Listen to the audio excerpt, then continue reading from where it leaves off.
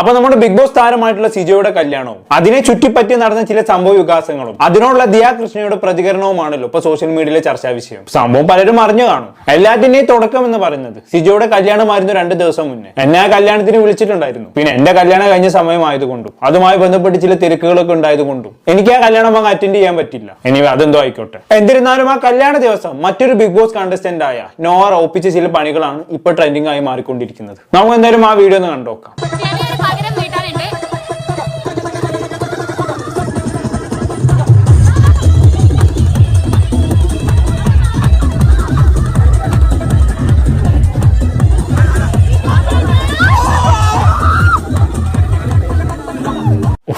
First of all ഇത് കുറച്ച് കടന്ന കൈയായി പോയി നോറ. എനിക്കെന്താ കല്യാണ ദിവസം ഇത്തരം പ്രവൃത്തികൾ ചെയ്യുന്നതിനോട് യാതൊരു യോജിപ്പില്ല. കാരണം കല്യാണം എന്നൊക്കെ പറയുമ്പോൾ നമുക്കറിയാം ആ ദിവസം എടുക്കുന്ന ഡ്രസ്സ് ഭയങ്കര ഹൈ കോസ്റ്റ് ആയിരിക്കും. അതുപോലെ തന്നെ മേക്കപ്പിനും മേക്ക് ഓവറിനും മറ്റുമൊക്കെ ആയിട്ട് മണിക്കൂറുകളോളം സ്പെൻഡ് ചെയ്തിട്ടായിരിക്കും കല്യാണത്തിന് വന്ന് നിൽക്കുക അല്ലേ. അപ്പൊ അത്രയും പണം മുടക്കി മെനക്കെട്ട് ഇങ്ങനെ ഒരു സ്റ്റേജിൽ വന്ന് നിൽക്കുന്ന സമയത്ത് ഇങ്ങനെ ഡ്രസ്സിലും മുഖത്തും ഒക്കെ കേക്ക് വാരിപ്പൊത്തുമ്പോൾ തീർച്ചയായും അത് ആക്സെപ്റ്റ് ചെയ്യാൻ പറ്റാത്ത കാര്യം തന്നെയാണ്. പിന്നെ എന്റെ കല്യാണത്തിന്റെ സമയത്ത് എന്റെ സുഹൃത്തുക്കൾ എന്റെ ഡ്രസ്സിൽ സ്റ്റോൺ സ്പ്രേ അടിച്ചിട്ടുണ്ട് കേട്ടോ. അത് വേറെ കാര്യം. ഫ്രണ്ട്സ് ആയി പോയില്ല, എന്ത് പറയാൻ പറ്റും. എന്നിരുന്നാലും ഇതിനെല്ലാം ശേഷം നോറ എന്തുകൊണ്ട് കേക്ക് എടുത്ത് തന്റെ ശരീരത്തിലും മുഖത്തും തേച്ചു എന്നതിനുള്ള ഒരു എക്സ്പ്ലനേഷൻ സിജോ നൽകുന്നുണ്ട്. നമുക്ക് എന്തായാലും അതും കൂടി ഒന്ന് കണ്ടോക്കാം. നോറ എന്തുകൊണ്ട് എന്റെ കല്യാണത്തിന് വന്നിട്ട് കേക്ക് തേച്ചു എന്ന് ചോദിച്ചു കഴിഞ്ഞാൽ നോറ ഇൻസ്റ്റാഗ്രാമിൽ ഇട്ടതുപോലെ അതൊരു പ്രതികാരം തന്നെയായിരുന്നു. വേറൊന്നുമല്ല, നോറയുടെ ബർത്ത്ഡേക്ക് ഞാൻ കോഴിക്കോട് പോയ സമയത്ത് ഞാൻ നോറയൊക്കെ ബിഗ് ബോസിനകത്ത് വെച്ച് ഭയങ്കര ശത്രുക്കളാണ്. ഞങ്ങൾ അങ്ങോട്ടും ഇങ്ങോട്ടും പോരിഞ്ഞടിയ, ഞങ്ങൾ സ്നേഹത്തിൽ പെരുമാറിയിട്ട് പോലുമില്ല. പക്ഷേ ബിഗ് ബോസിന് ഇറങ്ങി വന്നതിന് ശേഷം ഞാനും നോറയൊക്കെ ഭയങ്കര കൂട്ടാണ്. ഞങ്ങൾ എന്തുണ്ടെങ്കിലും അങ്ങോട്ട് സംസാരിക്കും, ഇടയ്ക്ക് കാണും, ഞങ്ങൾ ഒരുമിച്ച് വീഡിയോസ് ഒക്കെ പ്ലാൻ ചെയ്യുന്നുണ്ട്. അടുത്ത സുഹൃത്തുക്കൾ തന്നെയാണ്. എല്ലാ പ്രോഗ്രാമിലും നോറ വരാറുണ്ട്. നോറ മാത്രമല്ല, ഒരുപാട് ഫ്രണ്ട്സ് ഉണ്ട്. ഇപ്പൊ നോറയുടെ ടോപ്പിക്കാണ്, നോറയെ പറ്റി മാത്രം പറയും. ഓക്കെ, അപ്പോ നോറ ബർത്ത്ഡേക്ക് ഞാനും സായിയൊക്കെ പോയിരുന്നു. നന്ദൂട്ടുണ്ടായിരുന്നു, നിഷാനയൊക്കെ ഉണ്ടായിരുന്നു. ഞങ്ങൾ അവിടെ ചെന്ന സമയത്ത് ജയന്റെ അടുത്ത് പറഞ്ഞു, സിജോ പരിപാടി ഒന്ന് കളറാക്കണം, നോറ എടുത്ത് വെള്ളത്തിലിടണം. ജയ തന്നെയാണ് എന്റെ അടുത്ത് വന്ന് പറഞ്ഞത്. കാരണം ഞാനും ജയും അത്രയും കൂട്ടാം. മുഖത്ത് കേക്കൊക്കെ തേച്ചോ, കുഴപ്പമൊന്നുമില്ല, നോറയുടെ ഡ്രസ്സ് മാറ്റിക്കണം എന്നൊക്കെ പറഞ്ഞു. നോറ മേക്കപ്പിലൊക്കെയാണ്. അപ്പൊ ജയ പറഞ്ഞു നമുക്ക് ലൈസൻസ് ആയി. ഞങ്ങൾ നേരെ പോയിട്ട് എന്ത് ചെയ്യുന്നു, ഫേസിലും വാരി തേക്കുന്നു. അപ്പോ ഈ കേക്ക് അതൊരു ഫുഡ് ഐറ്റം ആണ്, അത് വേസ്റ്റ് ആക്കാൻ പാടില്ല. ആൾക്കാരുടെ കമന്റിനെ ഞാൻ മാനിക്കുന്നു. പക്ഷേ നമുക്കിടയിൽ ഉണ്ടാകുന്ന ഒരു ഫണ്ണാണ്, ആ മൊമെന്റിൽ ഉണ്ടാകുന്ന ഒരു ഫണ്ണാണ്. അപ്പൊ നമ്മളത് എൻജോയ് ചെയ്യുന്നുണ്ട്. അത്ര നമ്മൾ ഉദ്ദേശിക്കുന്നുള്ളൂ. ഓക്കെ, അതിനകത്ത് വേറെ ഫുഡ് വേസ്റ്റ് ആക്കുക എന്നുള്ള പരിപാടിയേക്കാൾ കൂടുതലായിട്ട്, കാരണം ഇത്തിരി കേക്ക് എടുത്ത് മുഖത്ത് വെക്കുമ്പോഴത്തേക്കും അവിടെ ഒരു ഫൺ ക്രിയേറ്റ് ചെയ്യാൻ സാധിക്കുന്ന ഉദ്ദേശത്തിലാണ് നമ്മളത് ചെയ്യുന്നത്. അങ്ങനെ ചെയ്യുന്നു. ആ പണം അങ്ങോട്ടും ഇങ്ങോട്ടും ഒക്കെ ഞങ്ങൾ അങ്ങോട്ടും ഇങ്ങോട്ടൊക്കെ കുറച്ച് ബളമൊക്കെ വെക്കുന്നു, പൂളിലേക്ക് എടുത്ത് ചാടുന്നു, വലിച്ചെറിയുന്നു. പരിപാടി ഭയങ്കര, ആ മൊമെന്റ് ഞങ്ങൾക്ക് ഭയങ്കരമായിട്ട് എൻജോയ് ചെയ്യാൻ പറ്റും. ഞങ്ങളുടെ ഫ്രണ്ട്സിന്റെ ഇടയിൽ ഭയങ്കരമായിട്ട് എൻജോയ് ചെയ്യാൻ പറ്റുന്നുണ്ടായിരുന്നു. അങ്ങനെ ആ സംഭവം കഴിഞ്ഞു. അപ്പൊ നോറ കല്യാണത്തിന് വരുന്നു, നോറയും ചെയ്യും കല്യാണത്തിന് വരുന്നു, ഫോട്ടോസ് എടുക്കുന്നു അല്ലെ, അവർ നമുക്ക് ഗിഫ്റ്റ് ഒക്കെ തരുന്നു. എന്നിട്ട് നോറ എനിക്ക് ഫസ്റ്റ് പറഞ്ഞു, ജോ ചേട്ടാ ഞാൻ ഇന്ന് പ്രതികാരം ചെയ്തിട്ടേ പോകത്തുള്ളൂ. അപ്പൊ എനിക്ക് കാര്യം പിടിയിട്ട് അവൾ എന്തായാലും എന്തെങ്കിലും ഒപ്പിക്കും. ഒന്നെങ്കിൽ എന്റെ പൂളിലെടുത്തിടും, അല്ലെങ്കിൽ എന്റെ ദേഹത്ത് കേക്ക് തേക്കും, എനിക്ക് ഉറപ്പാണ്. അപ്പൊ എന്റെ അടുത്ത് വന്നിട്ട് പറഞ്ഞു, ഞാൻ എല്ലാം കഴിഞ്ഞിട്ടേ ചെയ്യത്തുള്ളൂ, പരിപാടി എല്ലാം കഴിഞ്ഞിട്ട് ആദ്യം പറഞ്ഞു പരിപാടി എല്ലാം കഴിഞ്ഞിട്ടെന്ന് പറഞ്ഞു. പരിപാടി മുന്നോട്ട് പോയിക്കൊണ്ടിരിക്കുക. അപ്പൊ നമ്മുടെ അൽത്താഫും ഷാലും കൂടെയാണ് പരിപാടി ഹോസ്റ്റ് ചെയ്യുന്നത്. ബാക്കി എല്ലാവരും അടുത്തുണ്ട്. അപ്പൊ അവർ വിളിച്ചു പറഞ്ഞു, നമുക്കിനി 9 മണിയാകുമ്പോഴത്തേക്കും DJ ആരംഭിക്കുകയാണ്. DJ എല്ലാം തീർന്നു, ഇനി DJ ആണ്. അപ്പൊ എല്ലാവരും കൂടെ തുള്ളിക്കോളാൻ പറയുകയാണ്. അപ്പോ ഒരു 9:30 കഴിഞ്ഞു, ഒരു 9:45 ആയെന്ന് എന്റെ വിശ്വാസം അല്ലെ. അപ്പൊ ആ സമയത്ത് വീണ്ടും അനൗൺസ് ചെയ്തു, നമ്മുടെ പരിപാടി തീരാൻ വേണ്ടി പോവുകയാണ്. ഇനി ആർക്കെങ്കിലും ഫോട്ടോ എടുക്കാനുണ്ടെങ്കിൽ ഫോട്ടോ എടുത്തു. ഇതോടുകൂടി എല്ലാ പരിപാടി കഴിയാണ്. 10 മണിയാകുമ്പോൾ നമ്മുടെ സൗണ്ട് ഒക്കെ ഓഫ് ചെയ്യണം. അപ്പം 10-ന് എൻഡ് ആണല്ലോ. അപ്പൊ നോറയ്ക്ക് തോന്നി ഈ പരിപാടി ഏകദേശം തീർന്നു. അവള് പെട്ടെന്ന് കേക്കുമായിട്ട് വരുന്നു, കേക്ക് എന്റെ ദേഹത്ത് കൊണ്ട് തേക്കുന്നു. അത് സത്യം പറഞ്ഞപ്പോൾ ഞാനും പെട്ടെന്ന്, കാരണം നോറ എന്റെ അടുത്ത് നേരത്തെ വന്ന് പണി തരുമെന്ന് പറഞ്ഞു, പക്ഷെ ഞാൻ അതിനെ പറ്റി ചിന്തിക്കുന്നില്ല, മറന്നുപോയി. പെട്ടെന്ന് എല്ലാവരും ഷോക്കായി. അത് സത്യം കേട്ടോ. അവിടെ ഉണ്ടായിട്ട് എല്ലാവരും ഷോക്കായി, ലിനുവും ഷോക്കായി, എല്ലാവരും ഷോക്കായി. അത് നോറ ചെയ്തതിന്റെ ഉദ്ദേശം എനിക്ക് നന്നായിട്ട് അറിയാം. ഓക്കെ, അപ്പൊ അതാണ് ശരിക്കും അവിടെ ഒരു പ്രതികാരം എന്നോണമാണ് നോറ മുഖത്ത് കേക്ക് വാരി പൊത്തിയത് അല്ലെ. സിജോ മുമ്പ് നോറയുടെ ബർത്ത്ഡേക്ക് പോയ സമയത്ത് നോറയുടെ വസ്ത്രത്തിലേക്ക് കേക്ക് ആക്കിയിട്ടുണ്ടായിരുന്നു. അതിന്റെ ഒരു പ്രതികാരം പുള്ളിക്കാരി തീർത്തതാണ്. എന്തായാലും കേക്ക് തേച്ച നോറയും ദേഹത്ത് കേക്കായ സിജോയും അത് ഫണ്ണാക്കി എടുത്തു. അപ്പൊ പിന്നെ നമുക്കും അതിനെ ആ രീതി തന്നെ എടുക്കാലോ, അതങ്ങനെ വിട്ടോട്ടെ. ഇനി നമുക്ക് നമ്മുടെ മെയിൻ വിഷയത്തിലേക്ക് വരാം. ഇപ്പൊ ഇവിടെ നോറ സിജോന്റെ ദേഹത്ത് കേക്ക് വാരി പൊത്തിയല്ലോ, അത് തന്റെ സ്റ്റോറിയിൽ ഷെയർ ചെയ്തുകൊണ്ട് ദിയാ കൃഷ്ണ ചില കാര്യങ്ങൾ പറഞ്ഞിട്ടുണ്ടായിരുന്നു. നമുക്ക് എന്തായാലും ദിയാ കൃഷ്ണയുടെ വാക്കുകളൊന്ന് വായിച്ചു നോക്കാം. I seriously don't know who they are. ശരി, ഇവരാരാണെന്ന് എനിക്ക് അറിയില്ല പോലും. ശരിയാണ്, ബിഗ് ബോസ് പോലെ ആരും കാണാത്ത ഷോയിൽ പങ്കെടുത്ത 2 കണ്ടസ്റ്റന്റ് അല്ലെ, അവരറിയില്ല എന്ന് ദിയാ കൃഷ്ണ പറഞ്ഞു കഴിഞ്ഞാണെങ്കിൽ അതിൽ പ്രത്യേകിച്ച് അത്ഭുതപ്പെടാനൊന്നുമില്ല. എന്ത് പറയാനാണ് ഇതിനൊക്കെ, ഒന്നും പറയാനില്ല. ബാക്കി വെച്ചോ. But if someone did that to my man on our special day, he or she won't live another day to eat cake. പറഞ്ഞാൽ മനസ്സിലായല്ലോ.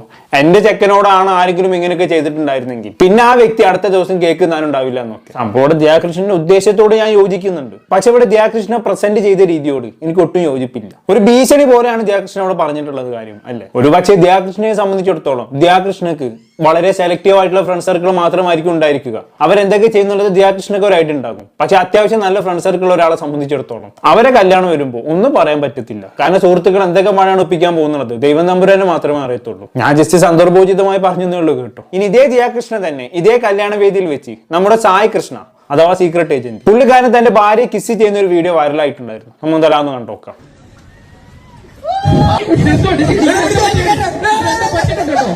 സായിക്കെന്തോ പറ്റിയിട്ടുണ്ട്.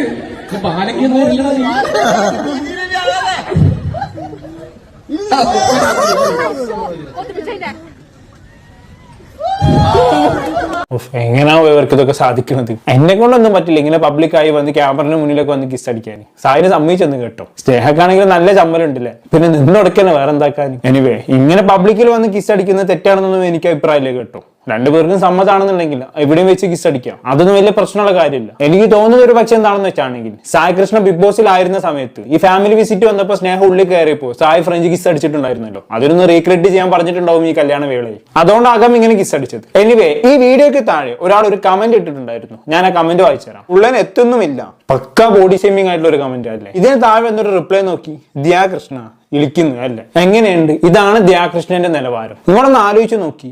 എന്റെ കല്യാണ ദിവസം എന്റെ കല്യാണ ചെക്കന്റെ മുഖത്ത് ആരെങ്കിലും കേക്കോ മറ്റോ സംഭവങ്ങളാക്കി കഴിഞ്ഞാണെങ്കിൽ ഞാൻ ആ വ്യക്തിയെ കൊന്നു കളയുമെന്ന് ഭയങ്കര പ്രൊട്ടക്റ്റീവായി സംസാരിച്ച അതേ വ്യക്തി തന്നെ മറ്റൊരാൾ തന്റെ ഭാര്യയെ ലിപ് ലോക്ക് ചെയ്യുന്ന വീഡിയോ കണ്ട് അതിന് താഴെ ബോഡി ഷേമിംഗ് കമന്റുകളെ അനുകൂലിച്ചുകൊണ്ട് മറുപടി കൊടുക്കുന്നു, അതല്ലെങ്കിൽ എളിക്കുന്നു. ഇതാണ് ദിയാകൃഷ്ണയുടെ പ്രൊട്ടക്റ്റീവ് മെന്റാലിറ്റി. എന്തൊരു വിരോധാഭാസം അല്ലേ. പറയുന്നതൊന്ന് പ്രവർത്തിക്കുന്നത് വേറൊന്നും. എന്തായാലും ദിയാകൃഷ്ണക്ക് സീക്രട്ട് ഏജന്റും ഭാര്യയും തന്നെ കൃത്യമായി മറുപടി കൊടുക്കുന്നുണ്ട്. നമുക്ക് എന്തായാലും കൂടി നോക്കാം. Sneha was wearing a high heels. Okay. High heels means this much high heels she was wearing. And ഞാൻ ഷൂസ് ഇട്ടിട്ടുണ്ട്, but mine was like a flat one. ഇപ്പൊ ഹൈറ്റ് ഡിഫറൻസ് ഉണ്ടെങ്കിൽ ഐ ഡോണ്ട് കെയർ, ബിക്കോസ് സ്നേഹ എന്നെ സ്നേഹിച്ച സമയത്ത് I was 120 kg. അതെ, ഞാൻ സായിനെ സ്നേഹിക്കുന്ന സമയത്ത് he was 120 kg. And സ്നേഹ ഒരാളെ സ്നേഹിച്ചിട്ടുള്ളൂ, ഒരാളെ മാത്രമേ സ്നേഹിച്ചിട്ടുള്ളൂ, അയാളെ തന്നെയാണ് കെട്ടിയത്. അല്ല, എന്നെ മാത്രമേ സ്നേഹിച്ചിട്ടുള്ളൂ. ഞാൻ അങ്ങനെയല്ല. You സ്നേഹിക്കൽ me only one I സ്നേഹിക്കൽ you സ്നേഹിക്കൽ I don't know.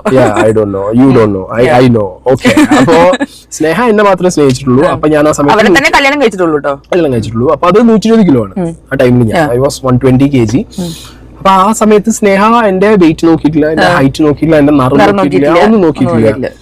അത് നോക്കുകയാണെങ്കിൽ സ്നേഹയ്ക്ക് കൂടെ ഗോൺ ഫോർ ബെറ്റർ ഓപ്ഷൻസ്.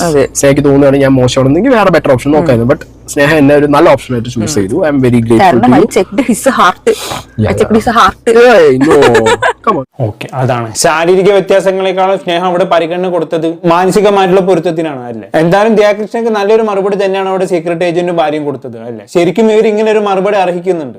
ഇവിടുത്തെ ഏറ്റവും വലിയ പ്രശ്നം എന്താണെന്ന് വെച്ചാണെങ്കിൽ ദിയാകൃഷ്ണന്റെ ഉള്ളിലുള്ള ഒരു തരം ഫ്രസ്ട്രേഷൻ ആണ്. ഇപ്പൊ നമുക്കറിയാം ദിയാകൃഷ്ണ എന്ന് പറയുന്നത് ഇടയ്ക്കിടെ എന്തെങ്കിലുമൊക്കെ പറഞ്ഞ് ഏറി കയറുന്ന ഒരു വ്യക്തിയാണ് അല്ലേ. അവരെന്ത് കാണിച്ചാലും അവർക്കെതിരെ പ്രതികരിക്കുന്നവരോട് അവർക്ക് ഭയങ്കര പുച്ഛാണ്. എപ്പോഴും അവർ ആളുകളെ സപ്പോർട്ട് ചെയ്തുകൊണ്ട് സംസാരിക്കണം. അപ്പൊ അങ്ങനെ നോക്കുന്ന സമയത്ത് ഈ സായി കൃഷ്ണ ഇടയ്ക്കിടെ ദിയാകൃഷ്ണയെ പ്രതികൂലിച്ചും അനുകൂലിച്ചും ഒക്കെ സംസാരിക്കാറുള്ള വ്യക്തിയാണ്. പുള്ളിക്കാരൻ റിയാക്ഷൻ ബ്ലോഗർ ആണല്ലോ. സ്വാഭാവികമായിട്ടും സായി കൃഷ്ണയുടെ ഏതെങ്കിലും ഒരു പ്രതികരണം പുള്ളിക്കാർക്ക് ഇഷ്ടമായിട്ടില്ലായിരുന്നിരിക്കണം. അങ്ങനെ അത് മനസ്സിൽ കൊണ്ടുവച്ച് നടന്ന് സീക്രട്ട് ഏജന്റിനെതിരെ ആരെങ്കിലും മോശം പറഞ്ഞ സമയത്ത് പുള്ളിക്കാരെ ആ ഫ്രസ്ട്രേഷൻ സന്തോഷം വന്നോണം അവിടെ പ്രകടിപ്പിച്ച് കാണണം. അത് പിന്നെ അങ്ങനെയാണല്ലോ. നമ്മളൊരു വ്യക്തിയെ കുറിച്ചുള്ള ഫ്രസ്ട്രേഷൻ മനസ്സിൽ ഇങ്ങനെ ഇട്ട് നടന്നു കഴിഞ്ഞാണെങ്കിൽ ആ വ്യക്തിയെ കുറിച്ച് കുറ്റം പറയുന്നത് എവിടെ കണ്ടാലും നമ്മൾ അവിടെ സന്തോഷിക്കും. ഒരുപക്ഷെ ദിയാകൃഷ്ണൻ അങ്ങനെ സന്തോഷം പ്രകടിപ്പിച്ചതായിരിക്കണം. എന്തായാലും ഇത് വളരെ കടന്ന കൈയായി പോയി. ദിയാകൃഷ്ണനോട് എനിക്ക് പറയാനുള്ളത് ഒന്ന് സൂക്ഷിക്കുന്നത് നന്നായിരിക്കും. എവിടെയും ചാടി കയറി എന്തും വിളിച്ചു പറയാം, എന്ത് സ്റ്റോറിയും ഇടാന്നുള്ളൊരു ചിന്ത അവസാനിപ്പിക്കുന്നത് നന്നായിരിക്കും. പിന്നെ ഞാൻ എന്തോ വലിയ സംഭവം എന്നുള്ള ചിന്തയും കൂടി ഒഴിവാക്കുന്നത് നന്നായിരിക്കും. ഇല്ലെങ്കിൽ വീണ്ടും വീണ്ടും അത് ആളുകൾ ദിയെ വെറുക്കുന്നതിന് ഉപകരിക്കത്തുള്ളൂ. ജസ്റ്റ് സന്ദർഭോചിതമായി ഓർമ്മിപ്പിച്ചെന്ന് മാത്രം. എന്താണ് നിങ്ങൾക്ക് തോന്നുന്നത്? താഴെ കമന്റ് ബോക്സിൽ രേഖപ്പെടുത്തുമല്ലോ. അടുത്തൊരു ടോപ്പിക്കുമായി വീണ്ടും